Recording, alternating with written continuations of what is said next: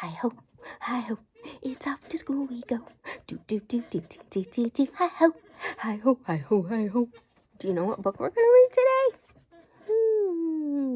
today? Snow White and the Seven Dwarfs. That's right. Here we go. Long ago, in a faraway kingdom, there lived a lovely princess named Snow White. Her stepmother, the queen, was cruel and vain. She hated anyone whose beauty rivaled her own, and she watched her stepdaughter with angry, jealous eyes. Ugh. Ugh. The queen had magic powers and owned a wondrous mirror that spoke. Every day she stood before it and asked, "Magic mirror on the wall, who is the fairest one of all?" And every day the mirror answered, "You are the fairest of all, O queen, the fairest our eyes have ever seen." As time passed, Snow White grew more and more beautiful, and the queen grew more and more envious.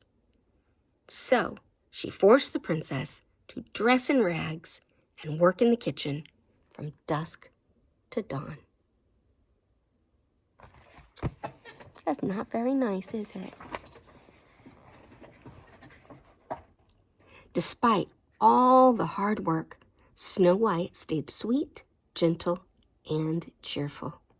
Day after day, she washed and swept and scrubbed, and day after day, she dreamed of a handsome prince who would come and carry her off to his castle.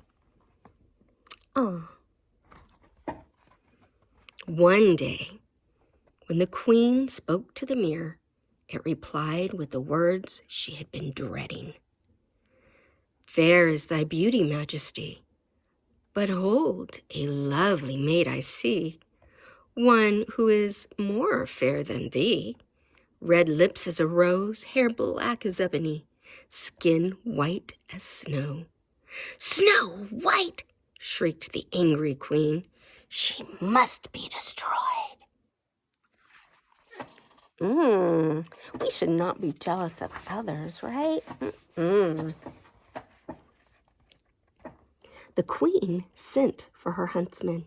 "Take Snow White deep into the forest," she said, "and there, my faithful one, kill her." The unhappy man begged the queen to be merciful, but she would not be persuaded. "Remember my magic powers," she warned. "Obey me, or you and your family will suffer." Ugh. She's not very nice at all. The next day, Snow White, never suspecting that she was in danger, went off with the huntsman. When they were deep in the woods, the huntsman drew his knife.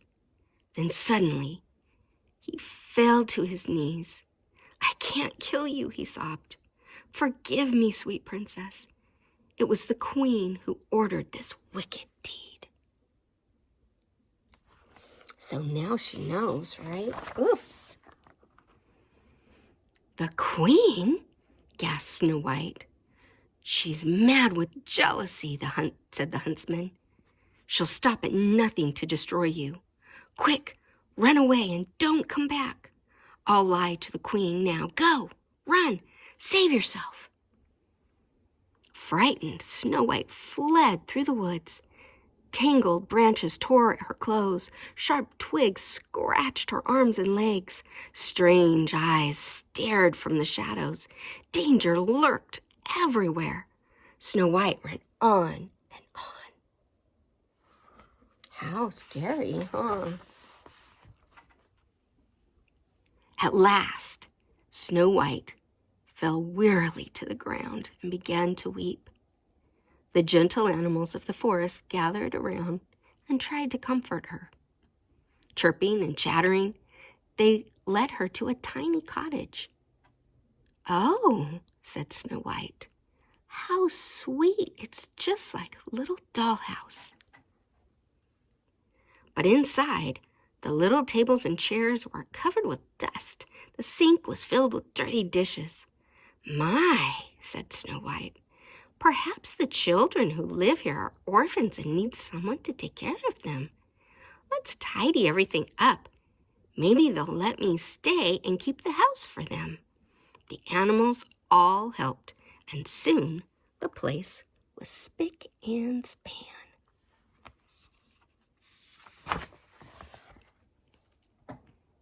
Meanwhile, the 7 dwarfs who lived in the cottage were starting home from their mine where they worked.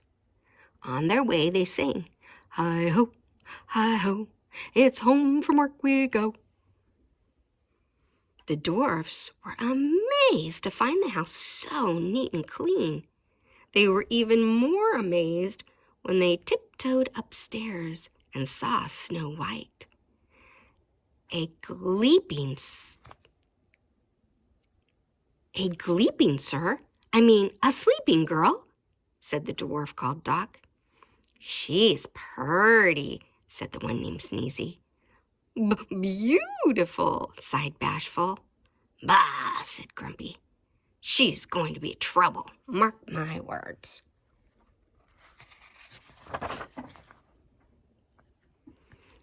Snow White woke up with a start. "Why, you're not children," she said when she saw the dwarfs. "You're little men." The dwarfs gathered around her. "I read your names on the beds," said Snow White. "Let me guess who you are. You must be Doc, and you must be Bashful.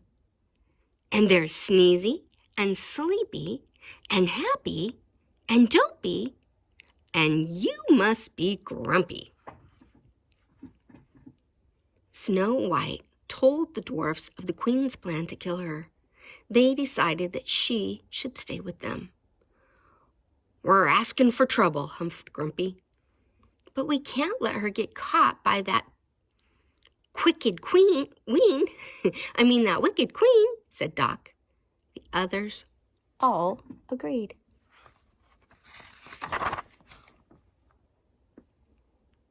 That night after supper, they all sang and danced and made merry music.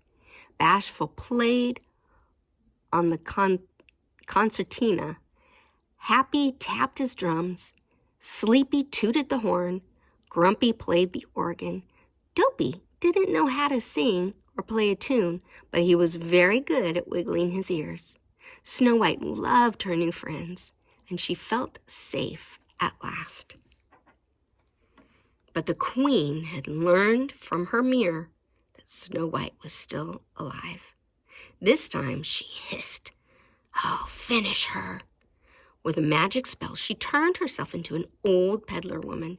She filled a basket with apples, putting a poisoned apple on top. "One bite," she cackled, "and Snow White will fall asleep forever. Then I will be the fairest of the land." Yuck.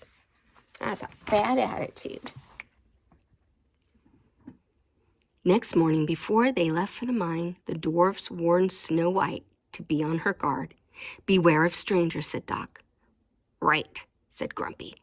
"Don't let nobody or nothing in the house." "Oh, Grumpy," said Snow White, "you do care." "I'll be careful, I promise." She kissed him and the others goodbye, and the dwarfs cheerfully went to work. A few minutes later, the queen came to the kitchen window. "Baking pies, dearie?" she asked. "It's apple pies the men love." "Here, taste one of these." She held the poisoned apple out for Snow White. Snow White remembered the dwarf's warning, but what harm could a poor old woman do, she thought. And that apple does look delicious. She bit the poisonous apple. Then, with a sigh, she fell to the floor. Uh-oh.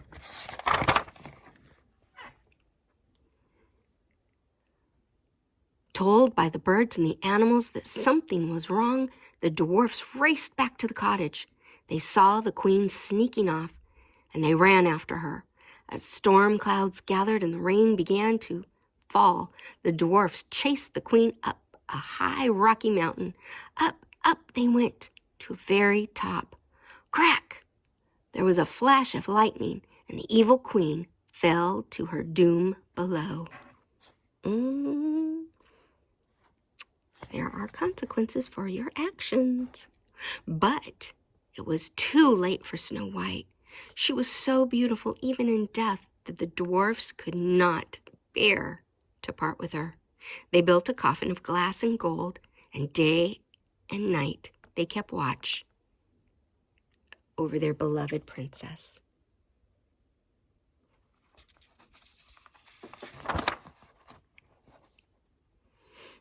One day, a handsome prince came riding through the forest.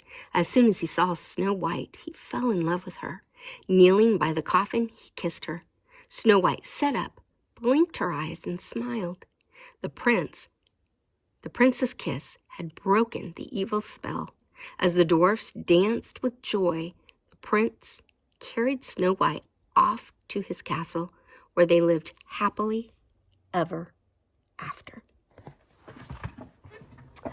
Well, there are definitely consequences for what we do, right? We need to have a good attitude and not be jealous of others. We need to be happy for them, right? And no matter what happens in our life, we need to have the attitude of Snow White. She was gentle, she was sweet, she was kind. We need to have those kinds of attitudes, right? Well, I hope you enjoyed Snow White and the 7 dwarfs. Aren't they cute? Have a good day. I love you. Mwah!